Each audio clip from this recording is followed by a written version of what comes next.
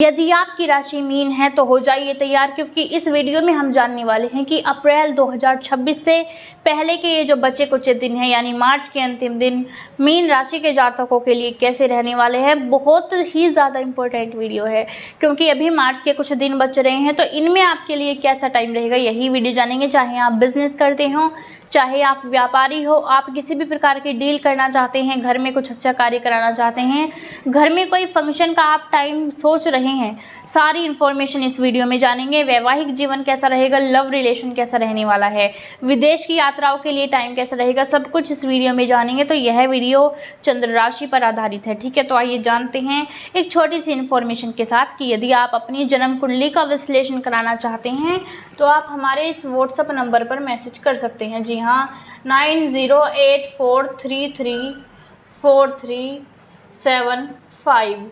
आपसे हाथ जोड़कर निवेदन है कि इस नंबर पर केवल और केवल व्हाट्सएप पर मैसेज ही कीजिएगा, क्योंकि कॉल आपका रिसीव नहीं किया जाएगा, जिससे फिर आपको भी परेशानी होगी और हमें भी परेशानी होगी। लेकिन जैसे ही व्हाट्सएप पर कॉल मैसेज करेंगे आपको तुरंत ही रिप्लाई मिल जाएगा। तो यहीं पर आपको बता दें कि यदि सिर्फ आपका एक क्वेश्चन है तो उसके लिए जो चार्ज है वो 151 रुपीज़ है, ठीक है। यदि आपके 2 क्वेश्चन हैं तो उसके लिए जो चार्ज है वो 251 रुपीज़ है। और यदि आप फुल एनालिसिस कराना चाहते हैं, यानी आप जितने चाहे उतने क्वेश्चन पुटअप कर सकते हैं, उसके लिए जो चार्ज है वो 751 रुपीज़ हैं, ठीक है। आपको हमने यहीं पर बता दिया है, ठीक है। तो आइए जानते हैं। सबसे पहले तो हम जानने वाले हैं कि 1 अप्रैल 2026 से पहले का टाइम कैसा रहेगा।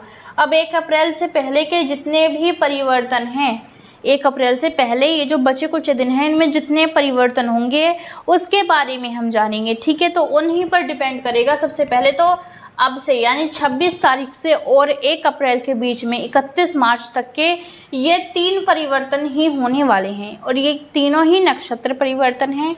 एक केतु का है, एक राहु का है और एक सूर्य देव का है, ठीक है। अब ये नक्षत्र परिवर्तन जैसे होंगे वैसा ही आपके लिए टाइम हो जाएगा, लेकिन आपकी जो जन्म कुंडली है उसके अनुसार आपकी 90 to 95 कुंडली जो है जन्म कुंडली है, जो खुद की जन्म कुंडली है उसके अनुसार चलती है, ठीक है। लेकिन हमारे जीवन पर 5-10% गोचरों का भी प्रभाव पड़ता है, इसलिए ही कुंडली का विश्लेषण कराना आवश्यक होता है, ताकि आपको सटीक इन्फॉर्मेशन बिल्कुल मिल सके, ठीक है।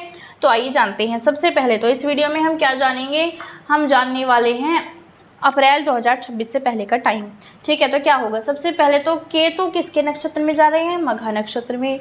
अब मघा नक्षत्र के स्वामी स्वयं कौन है, केतु ही हैं, ठीक है। कौन है, केतु ही हैं। और ऐसा कब होने वाला है, ऐसा होगा 29 मार्च 2026 को, ये भी 29 को ही होगा, ठीक है। और ये जो सूर्य देव का है ये होगा 31 मार्च को, ठीक है। ऐसा ये है सब रहेगा, ठीक है। अब राहु जो है वो जा रहे हैं शतभिषा में। शतभिषा नक्षत्र के स्वामी स्वयं कौन है, राहु देव है। उसके अलावा सूर्य देव जा रहे हैं रेवती नक्षत्र में, और ये जो रेवती नक्षत्र है इसके स्वामी भी कौन माने जाते हैं, बुध देव माने जाते हैं। सबसे पहले तो जो ग्रह अपने स्वयं के नक्षत्र में जा रहा है उसके लिए तो उन दोनों के लिए तो टाइम बहुत अच्छा रहेगा। क्यों, क्योंकि दोनों ही अपने नक्षत्र में जा रहे हैं, और सूर्यदेव बुध के में जा रहे हैं, और सूर्यदेव और बुधदेव दोनों को ही आपस में ज्योतिष शास्त्र में मित्र ग्रह माना गया है, ठीक है। तो इसलिए यह पता चलता है कि ये जो तीनों नक्षत्र परिवर्तन हैं आपके लिए बहुत ही ज़्यादा अच्छे साबित होंगे, क्योंकि इन तीनों नक्षत्र परिवर्तन के परिणाम आपके लिए पॉजिटिव ही साबित होंगे। क्यों, क्योंकि सारे ही 2 तो अपने नक्षत्र में जा रहे हैं, एक अपने मित्र के नक्षत्र में जा रहा है, इसलिए तीनों ही बहुत अच्छे रहने वाले हैं। अब तीनों के एक एक करके परिणाम जान लेते हैं। सबसे पहले तो जान लेते हैं केतु। केतु कहाँ बैठे हैं, आपके 6th हाउस में।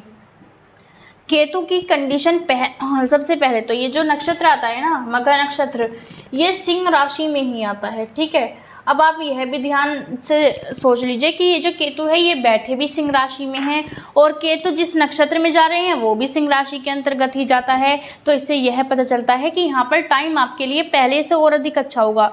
मतलब पहले जो था केतु आपको इतने अच्छे परिणाम नहीं दे रहे थे, बल्कि अच्छे दे ही नहीं रहे थे। कोई ना कोई समस्याएं, कोई ना कोई कन्फ्यूज़न आपको रहता ही था। लेकिन अब ऐसा नहीं होगा। क्यों? क्योंकि केतु जो है अच्छे नक्षत्र में जा रहे हैं, अपने स्वयं के नक्षत्र में जा रहे हैं और सिंह राशि के अंतर्गत ही जा रहे हैं। तो इसलिए टाइम आपके लिए पहले से अच्छा होगा। सबसे पहले तो एक तो आप जो पहले छोटी छोटी बातों पर कंफ्यूज बहुत ज़्यादा होते थे, लेकिन अब आपको कन्फ्यूज़न इतना ज़्यादा नहीं रहने वाला है। आपका हेल्थ जो है इन दिनों में तो अच्छा ही रहेगा पहले के मुताबिक, ठीक है, पहले के मुकाबले ज़्यादा अच्छा हेल्थ आपका रहेगा, ठीक है, केतु की वजह से, क्योंकि केतु अच्छे परिणाम आपको देंगे। इसके अलावा यह कहाँ बैठे हैं? 6th हाउस में। 6th हाउस जो है किस चीज़ का होता है? शत्रुओं का भाव होता है, ठीक है, शत्रुओं का भाव होता है और केस मुकदमे का और कर्जे का भाव होता है, ठीक है। अब यहाँ कौन बैठे हैं? केतु। सबसे पहले तो शत्रुओं से आपको डर नहीं लगने वाला है। पहले आप यह कन्फ्यूज़न में रहते थे कि आपका शत्रु है कौन। आप अपनों के और शत्रुओं के, अपने और शत्रुओं के बीच में अंतर नहीं कर पाते थे। आपको पता नहीं लग पाता था कि कौन आपका शत्रु है, कौन आपका मित्र है। लेकिन अब आपको यह धीरे धीरे करके पता लग ही जाएगा कि कौन आपका अपना है, कौन आपका शत्रु है, क्योंकि शत्रु भी अपनों के ही रूप में होते हैं, ठीक है। तो अब आपको इस बात को लेकर के भी कंफ्यूजन नहीं रहने वाला है।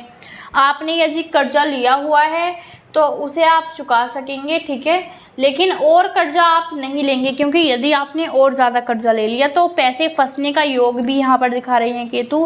पैसे आपके फंस सकते हैं। तो इसलिए जब तक केतु यहीं पर बैठे हैं, आपको ना ही किसी को पैसे देने हैं और ना ही किसी से लेने हैं। अपने ऊपर कर्जा भी तो नहीं करना है ना, जब देने नहीं है तो कर्जा भी नहीं करना है, ठीक है। साथ ही बता दें, अब बात कर लेते हैं राहु की। राहु कहाँ बैठे हैं? राहु बैठे हैं आपके 12th हाउस में, ठीक है। 12th हाउस जो है विदेश का भाव होता है, और यदि 12th हाउस में 12th हाउस में राहु या शनि दोनों में से कोई सा एक ग्रह भी बैठ जाए तो वो विदेश के 100% योग बना देता है। और राहु बैठे हैं तो यहाँ पर विदेश में तो जाने में कोई दिक्कत आपके समक्ष आने ही नहीं वाली है। हो सकता है कि थोड़ी देरी हो जाए विदेश जाने में, ठीक है, लेकिन ऐसा नहीं है कि आप विदेश जाएंगे ही नहीं। विदेश जाने में देरी हो सकती है, लेकिन विदेश जाएंगे अवश्य ही, ठीक है। तो विदेश जाने में और भी ज़्यादा आपको आसानी होगी। पीआर की जो दिक्कत थी परमानेंट रेजिस्टेंट के तौर पे, तो वो दूर होगी। आपने फाइल लगा रखी है वीज़ा के लिए, लेकिन वीज़ा फिर भी रेडी नहीं हो रहा है, तो वीज़ा अब हो सकता है जल्द से जल्द रेडी हो जाए। साथ ही यहाँ पर राहु बैठे हैं, राहु अपने ही नक्षत्र में जा रहे हैं। राहु के परिणाम पहले से भी ज़्यादा अच्छे होंगे, ठीक है। और क्या होगा? राहु 12th हाउस में बैठे हैं, यहाँ पर खर्चे भी आपके बढ़ेंगे। ये तो जाहिर सी बात है कि यदि आप विदेश में जाएंगे तो खर्चे तो आपके अपने आप बढ़ ही जाएंगे, ठीक है। इसके अलावा यहाँ पर बता दें, मीन राशि वालों, सूर्यदेव की बातें, 12th हाउस से बस खर्चे का भाव होता है, मोक्ष का भी भाव होता है और विदेश की यात्राओं का ही भाव होता है, ठीक है। और अब बात करते हैं सूर्यदेव की। सूर्यदेव आपके खुद के लग्न भाव में बैठे हैं, यानी आपकी ही कुंडली में बैठे हैं, आपकी ही राशि में बैठे हैं। तो इससे क्या होगा? सूर्यदेव आपकी राशि में बैठकर सबसे पहले तो यहाँ पर आपका मान सम्मान बढ़ा रही हैं।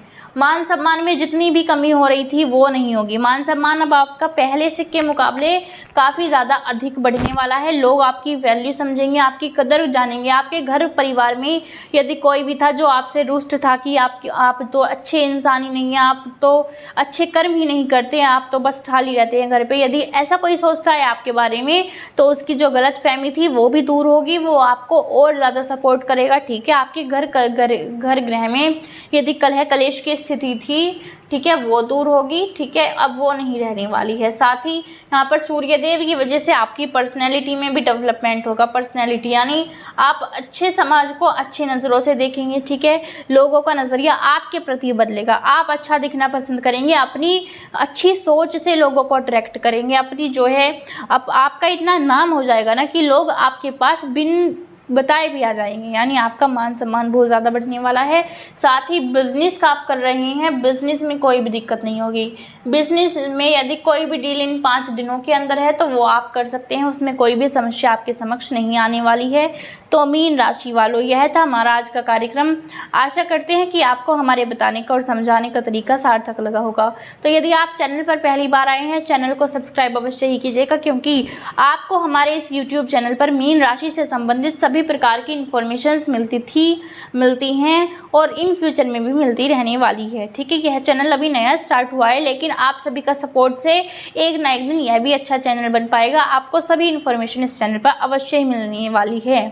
तो जाते जाते यही प्रार्थना है कि कमेंट बॉक्स में पूर्ण भक्ति भावना के साथ जय माता दुर्गा अवश्य लिख दीजिएगा, अथवा आप जय माता लक्ष्मी भी लिख सकते हैं। मिलते हैं नई वीडियो के साथ, तब तक के लिए जय हिंद, जय भारत, वंदे मातरम, जय श्री राधे कृष्णा, राधे राधे राधे राधे राधे राधे।